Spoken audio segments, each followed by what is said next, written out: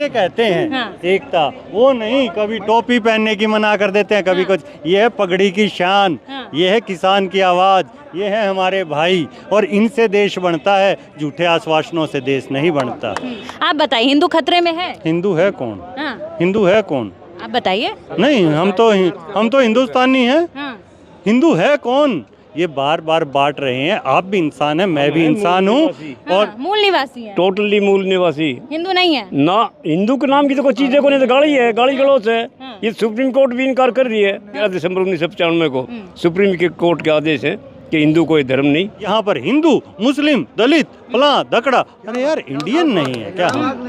आप और हम एक नहीं तो है आप भी तो हिंदुस्तान बोल रहे हैं, आप भी तो भारतीय नहीं बोल रहे हैं एक बार नहीं, मतलब शब्दों में उलझाएंगे कि भारत, मैं भारतीय भी बोल दूंगा, मैं इंडियन भी बोल दूंगा, मैं हिंदुस्तान भी बोल दूंगा।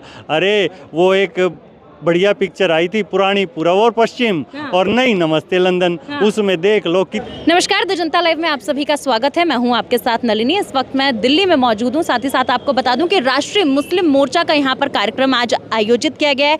राष्ट्रीय अधिवेशन किया जा रहा है और ये तीसरा अधिवेशन है। खास बात यह कि इस अधिवेशन का हिस्सा बनने न केवल मुस्लिम समुदाय, ओबीसी समुदाय, बल्कि किसान भी पहुंचे। हमारे साथ धनखड़ जी मौजूद हैं जो कि खाप पंचायत के अध्यक्ष हैं। सबसे पहले तो स्वागत है आपका। सवाल यही है कि आज राष्ट्रीय मुस्लिम मोर्चा में आप पहुंचे हैं, इस सम्मेलन को आप कैसे देख रहे हैं? बहुत सक्सेसफुल सम्मेलन है। इसमें बहुजन समाज के भी, मुस्लिम भी और हमारी खापों के प्रतिनिधि भी यहाँ पहुँचे हुए हैं। और जो मेन मकसद भी हमारा यही है इसका सम्मेलन का, जी, कि जो ये विदेशी, जो यूरेशियन नस्ल के जो ये तबाही कर रहे हैं इस देश के, हर उपकरण को बेचने पर लगे हुए हैं, गिरवी रखने के पर लगे हुए हैं, कि इनसे कैसे छुटकारा पाया जाए। मेन मकसद आज आने का यहाँ था। तो इनसे बस छुटकारा पाने के लिए अपनी प्लानिंग चल रही थी, अपनी बना है कि मुट्ठी, वो कहते हैं ना कि बंद मुट्ठी लाख की और सवा मुट्ठी खाक की। तो हमने ये बंद मुट्ठी करने के लिए यहाँ आए थे। तो खाप का समर्थन भी है मुस्लिम समुदाय को? उत्तरी भारत की सभी खापों का, मैं सर्व खाप पंचायत का कोऑर्डिनेटर भी हूँ और धनखड़ खाप का प्रधान भी हूँ। तो खापों का समर्थन पूरा का पूरा, क्योंकि किसान जातियाँ जो ओबीसी हैं वो सारी किसान जातियाँ इस मोर्चे के साथ हैं। सर, क्योंकि आप खाप से भी ताल्लुकात रखते हैं, आप किसान भी हैं। अभी हरियाणा चुनाव गुजरे हैं, चुनाव पे भी थोड़ी सी बातचीत कर लेते हैं। लगातार ये कहा जा रहा था कि हरियाणा में जो है वो किसान जो हैं वो काफ़ी हताश निराश हैं बीजेपी से, लेकिन जो परिणाम आए वो काफ़ी इतर आए हैं। नहीं, वो तो मैनिपुलेटेड है। हाँ। ये तो अपने घर की वही का लखड़ियाँ, घर की मशीन कुछ काट लो, इसमें कोई फर्क नहीं। हमारी सीट तो जो जनता ने वोट दी है, बीसी, ओबीसी, आदिवासी, मूल निवासी, मुस्लिम और किसान जातियों ने, वो टोटली कांग्रेस को दिए। हाँ, इतने हैं कि भाई कुछ है कि इनमें से, जिस तरह ताऊ वाला कुटुंबा है, देवीलाल वाला कुटुंब, ये चौटाला वाला, भाई ये तो कभी से, हमेशा से आरएसएस केंद्र में या स्टेट में इनके बगैर बनी नहीं। ये हमेशा वोट तो लेंगे उनका खिलाफ में नाम लेके, और जब वोट सरकार तोड़ने का काम आओगा, जब उन्हीं के साथ में ले पाओगे। तो सबसे गद्दार कुटुंब हमारा ये ताऊ देवीलाल वाला चौटाला वाला कुटुंब है।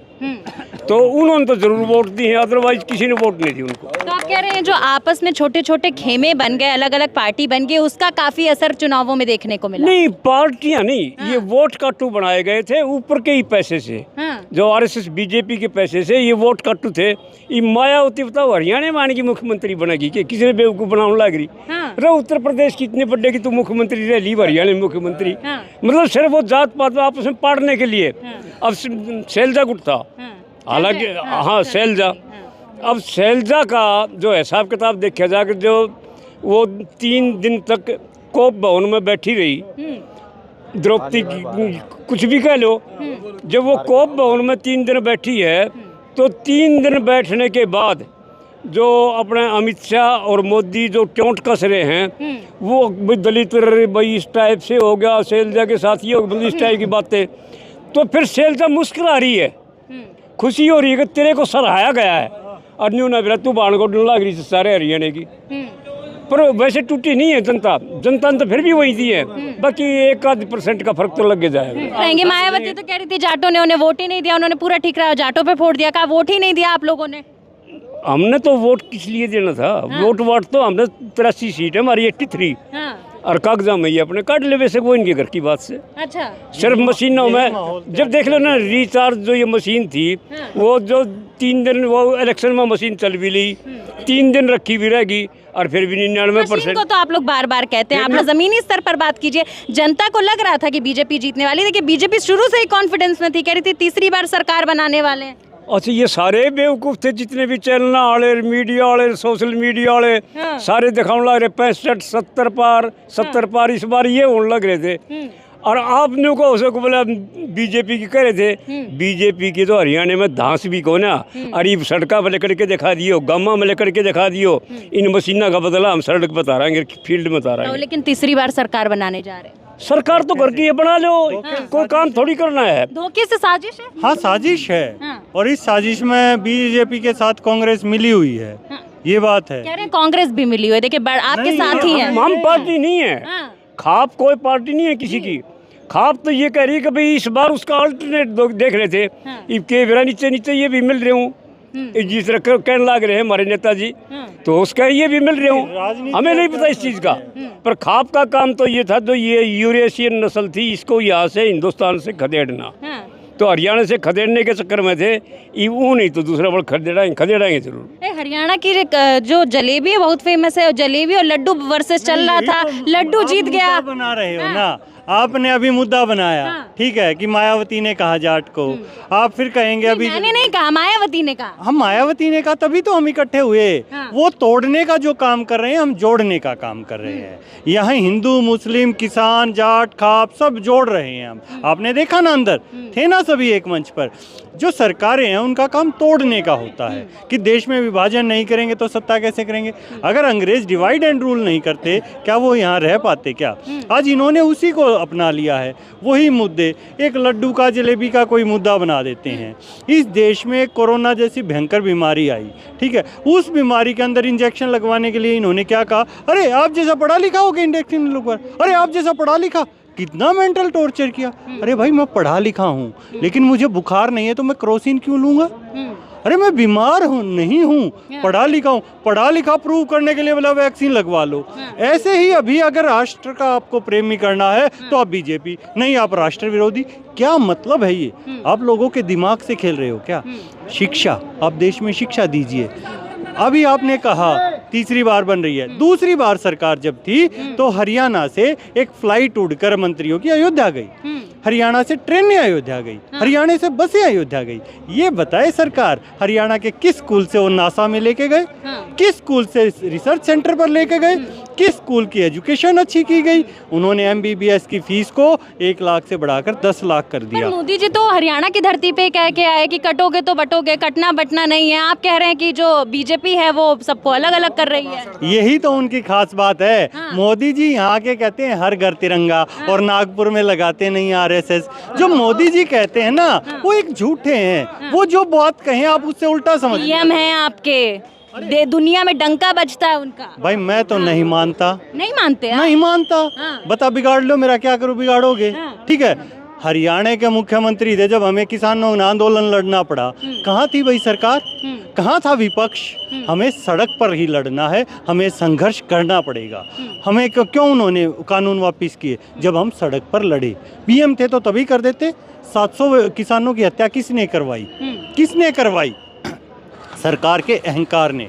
अगर कानून अच्छे थे तो वापस नहीं लेने चाहिए थे, और कानून खराब थे तो 700 किसानों की हत्या किसने करवाई? क्यों करवाई? इसका जवाब दे दे। बार बार ये आह्वान होता है हिंदू खतरे में, हिंदू खतरे में। आप बताइए, हिंदू खतरे में है? हिंदू है कौन?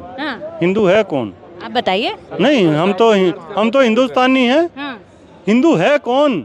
ये बार बार बांट रहे हैं। आप भी इंसान हैं, मैं भी इंसान हूँ, और मूल निवासी है। टोटली मूल निवासी, हिंदू नहीं है ना। हिंदू के नाम की तो कोई चीजें को नहीं, तो गाली है, गाली गलौज है। ये सुप्रीम कोर्ट भी इनकार कर रही है। 18 दिसंबर 1995 को, 11 दिसंबर 1995 को सुप्रीम कोर्ट के आदेश है कि हिंदू कोई धर्म नहीं। ये गाली गलौज का शब्द है, इसके ऊपर बैन है, इसको तो बोल भी नहीं सकते हिंदू को तो। पर ये भाई कानून जो है वो बड्ढिया के लिए है, और छोटला ठोक दे।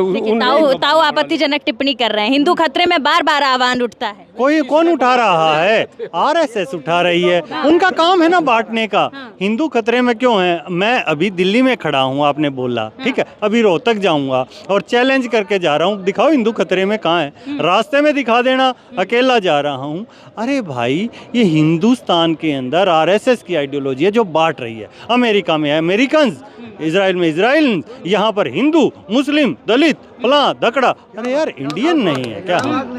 आप और हम एक नहीं तो है आप क्या? भी तो हिंदुस्तान बोल रहे हैं, आप भी तो भारतीय नहीं बोल रहे हैं एक बार। नहीं, मतलब शब्दों में उलझाएंगे कि भारत, मैं भारतीय भी बोल दूंगा, मैं इंडियन भी बोल दूंगा, मैं हिंदुस्तान भी बोल दूंगा। अरे वो एक बढ़िया पिक्चर आई थी पुरानी, पूरब और पश्चिम, और नई नमस्ते लंदन। उसमें देख लो कितनी मैगजीन, कितनी भाषाओं में कैसे कैसे छपती हैं, फिर भी हम एक हैं। भाषा अलग है लेकिन संस्कार तो अलग नहीं है। इस देश के लिए किसने खून नहीं बहाया? ये जाके देखें। इस राजनीति ने हमारा बंटवारा किया। लंदन का जिक्र कर दिया। अभी कुछ दिन पहले मोदी जी अमेरिका गए थे, बोल रहे थे कि हमारे देश के किसान बहुत खुश हैं और भारत जो है विकसित राष्ट्र बनने वाला है। मोदी जी कह रहे थे किसानों का समर्थन पूरी तरीके से भाजपा के साथ है।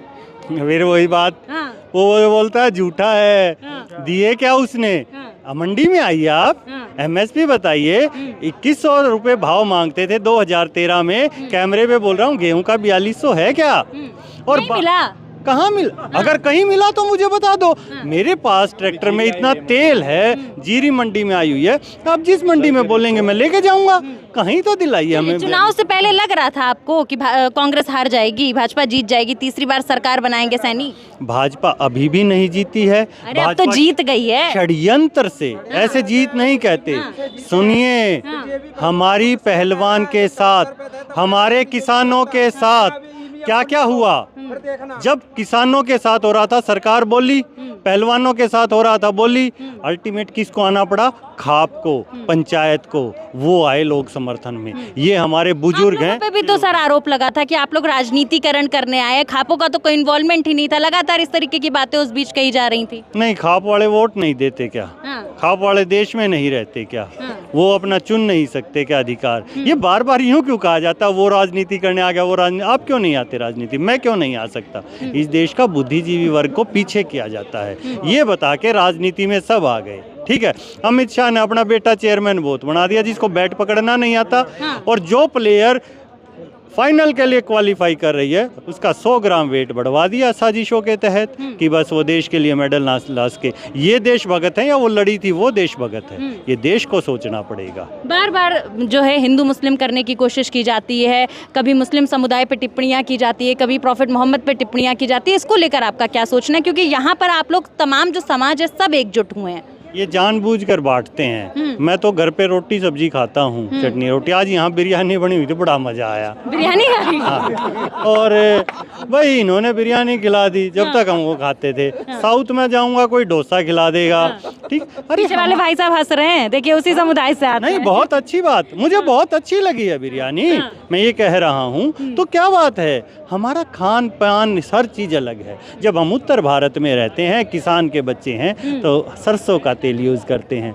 अब सरसों वहाँ तो दक्षिण में होती नहीं है, वो नारियल तेल यूज़ करते हैं। लेकिन खाना खाने का मतलब है, तेल यूज़ करने का मतलब है। कोई फिश ऑयल यूज़ कर रहा है, कोई कोकोनट ऑयल यूज़ कर रहा है, कोई मस्टर्ड ऑयल कर रहा है। लेकिन ये बता दें, वो जो यूरोप में होता है ये बढ़िया। अरे बढ़िया तो भाई यहीं का है।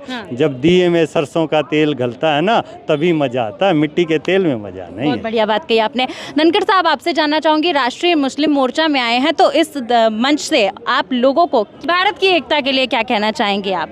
नहीं, भारत की एकता के लिए तो भाई साफ स्पष्ट दिखाई दे रहा है कि इन्होंने तो जो 790 करोड़ पॉपुलेशन है, ये तो पॉपुलेशन को डिजेनरेशन कर रहे हैं। ये दिखाइए, 100 करोड़ दे रहे हैं। ये है एकता, इसे कहते हैं एकता। वो नहीं कभी टोपी पहनने की मना कर देते हैं, कभी कुछ। ये है पगड़ी की शान, ये है किसान की आवाज़, ये है हमारे भाई। और इनसे देश बनता है, झूठे आश्वासनों से देश नहीं बनता।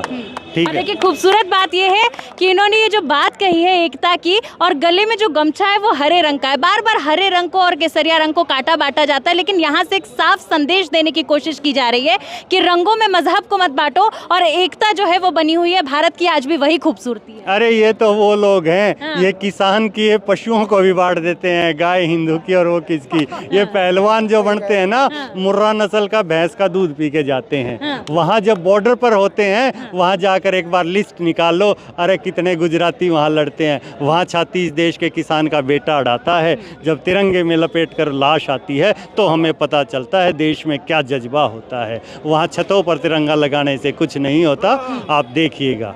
चलिए, बहुत बहुत शुक्रिया आप सभी का हमारे साथ बातचीत करने के लिए। तो हमने आपको सुनवाया कि धनखड़ खाप के लोगों का क्या सोचना है, किस प्रकार से उन्होंने आखिरी में इस वीडियो के एकता का संदेश दिया है। इसी प्रकार से जनता के मुद्दे आप तक पहुंचाते रहेंगे। बने रहिए द जनता लाइव के साथ।